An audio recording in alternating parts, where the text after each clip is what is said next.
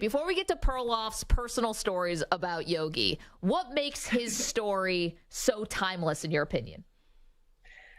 I think that it's timeless because as great as Grandpa was on the baseball field, he was such an accessible human, and there's so much about his story that is relatable to people. He was a first-generation Italian immigrant. So many of us are immigrants ourselves, or sons and daughters, or grandsons and granddaughters of immigrants. He was a veteran. He served in the D-Day invasion as a machine gunner on the back of a rocket boat, providing cover fire for our troops going ashore at Omaha Beach.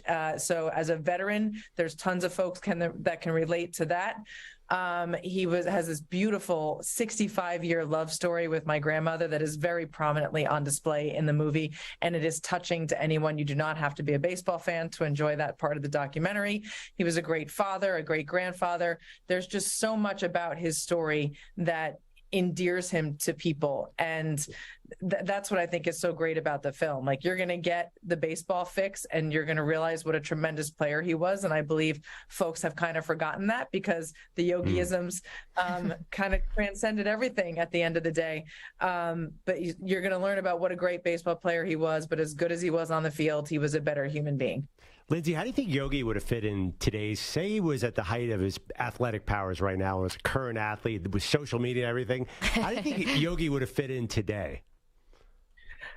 The social media, I have no idea what he would have done with that. I mean, he would have had to have someone follow him around all the time and just tweet everything he said. It probably would have been a really big hit. As far as the game today, I mean, folks say that guys back then couldn't play, but I wholeheartedly disagree with that. Grandpa was 5'8" and 192 pounds, and he used a 34-inch, 35-ounce bat that he manhandled through the strike zone. You know, you take 4 ounces off of that bat, and he can serve. I mean, he would say all the time too that there were guys that were throwing super hard back then too. They just didn't have the radar guns or the technology to get it. Anything that they measured back then was done from 10 feet behind home plate. If you adjust that to 10 feet in front of the pitcher's mouth, you're making up a lot of time. So maybe they weren't all throwing 102. But there were guys throwing really hard, and I think Grandpa really would have held his own, especially behind the plate. God, the defensive catching skills, he was just so good. Lindsay, so I had the honor of producing a show that your grandfather was involved in. It was called Yogi in a Movie for Yes Network. I love this. And I went out to the museum in Montclair, New Jersey, and Bob Lorenz of the Yes Network was a host, and Yogi would talk about these movies. It was the greatest thing ever. And I told everybody, you meet Yogi, his hand, it's just so strong. Like, his hands, like, even as he was older, I almost broke my hand. So that thing about the bat does not surprise me at all. He was short but strong as all get out. Do people know that, do you think? I don't know, but I mean, even when he was 90 years old, his calves were like bowling balls. What year was Yogi in a movie? That was in the 90s, right? No. 2007, I believe. All right. Well, so around, probably, I was in college, so around like 98-ish, I was home. We used to watch a lot of boxing matches. My grandpa, he was actually an undefeated boxer in the Navy. Nobody knows that about him. Wow. And I walked into the house one night doing like fake little jabs, like, "Hey, Grandpa, you ready to watch the fight?" And he was doing it back to me, and I walked into a little rabbit punch that caught me on the side. He bruised my kidney. I peed blood for a week. He was like an almost 80-year-old man at the time. So you talk about those like meat hook hands. He was strong as an ox. Well, I hope that story doesn't get out the wrong way, by the way. It was not abuse. I walked right into it. We were just having fun. Lindsay Berra is our guest. She's the granddaughter of Yogi Berra. She's also the executive producer of It Ain't Over, has had a long, distinguished journalism career in her own right. Of course, you can watch It Ain't Over. It's going to be released in theaters in the New York area and in Los Angeles this Friday, and then adding theaters after that. You know, obviously you were very close with your grandfather, Lindsay. I mean, teammates with DiMaggio and Mantle. I mean, knew Jackie Robinson, even knew Babe Ruth. Like, what did he tell you guys about these larger than life figures? What did he tell you they were really like? He didn't talk too much about, you have to ask him a really pointed question to get him to really discuss the old times. You know, he liked to talk about a lot of like the team accomplishments. But what they were really like. I mean, these guys were his buddies, like just his pals, his family, really, when you think about it, because he was with the Yankees. He played 18 years straight with the Yankees.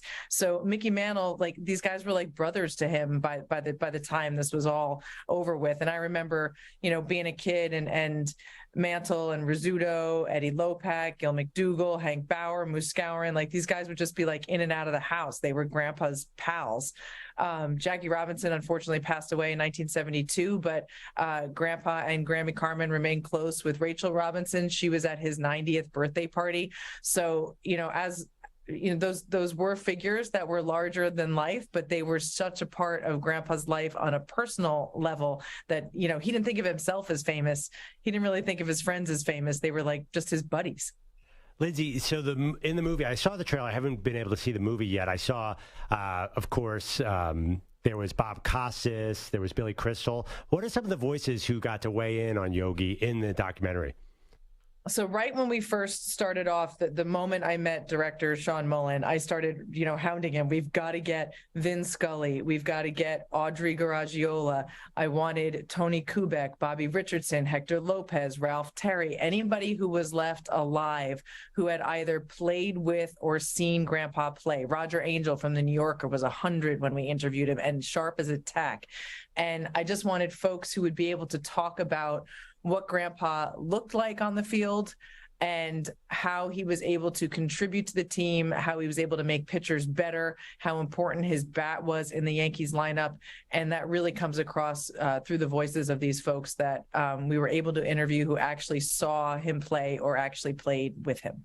Lindsay Berra is our guest. She's the granddaughter of Yogi Berra, the executive producer of It Ain't Over, which is in theaters in New York and LA this Friday, and then adding more theaters after that. Lindsay, last one for me, and again, thanks so much for joining us. I mean, we mentioned the Yogi-isms, a nickel ain't worth a dime no more, baseball's 90% mental, the other half is physical. All these things that have lived on, like, where do you think your grandfather's place is in, like, Americana, in, like, the history of this country? Because everyone knows these famous sayings. My best friend, Alyssa, she writes for ESPN. She and I always joke that Jesus and Shakespeare used to be the most quoted guys in the world, but Grandpa knocked them off a while ago. It is crazy to see how often that he's quoted. I get a Google alert every day and with Yogi Berra, and it's very often like some obscure story about, politics or economics or the price of oil or something. And it's tough to make predictions, especially about the future. Yeah. There's a lot of the future ain't what it used to be. Yeah. But they're really, he had such a direct and simple way of looking at the world. I just say he was really able to kind of cut through all the crap and call a spade a spade. And they're really applicable in so many everyday life situations. I say it's deja vu all over again all the time. I'm on a journey on which I am chronically lost, but making good time. There's just so many that fit in so well with everyday life and really well beyond the sports world. All right, I got two quick Yogi lines that he said to me when we were doing this special Yogi in the movie. First of all, he was so unbelievably nice to everybody on set, including me. So he came in one morning. I shot there about 7 or 8 times. He goes, Andrew, I went to a bar mitzvah last night. It was a Wednesday night, and I couldn't figure out why there would be a bar mitzvah on a Wednesday night. And he was describing the whole thing. It turned out it was a Jewish Seder for Passover, but he kept calling it a bar mitzvah, which was close enough. Yeah, and then the other one was we were doing the movie Bad News Bears Go to Japan, a classic, I might add. Yeah. And we were about to shoot. Yogi would talk about the movie for a minute. I said, hey, Yogi, did you ever get to play in Asia? He goes, no, I never got to play in Asia. I played in Japan, but not Asia. So I don't know if he was, and he kind of was winking a little bit when he said it. Yeah. But he was really, really fun to be around. That's the other thing, too. I mean, I knew him when he was older, but he was a lot of fun to everybody on the set. Like, he never came off like a Hall of Famer. He came off much more like a normal guy. Yeah, he didn't think of himself as a famous person. And I always say whatever you guys saw in the public was the exact same as the grandpa I got at home. Mm-hmm. He was just super down to earth and very normal and picked up his own dry cleaning and, went out and bought his papers and his coffee every morning, sat in the same pew at church. I will say, if you guys haven't seen any of these Yogi in a Movie reviews, give them a Google. There's an MLB.com article, and there's some on YouTube. The one about a fish called Wanda is particularly entertaining. He calls it a fish out of water, but they're really priceless. That's Lindsay, awesome. Congratulations on the film. It Ain't Over. And best of luck with everything moving forward. Again, New York area and Los Angeles. It's in theaters this Friday. Look out for more theaters and more dates after that. We really appreciate it. Congrats again. Thank you so much. Everybody get out to the movies.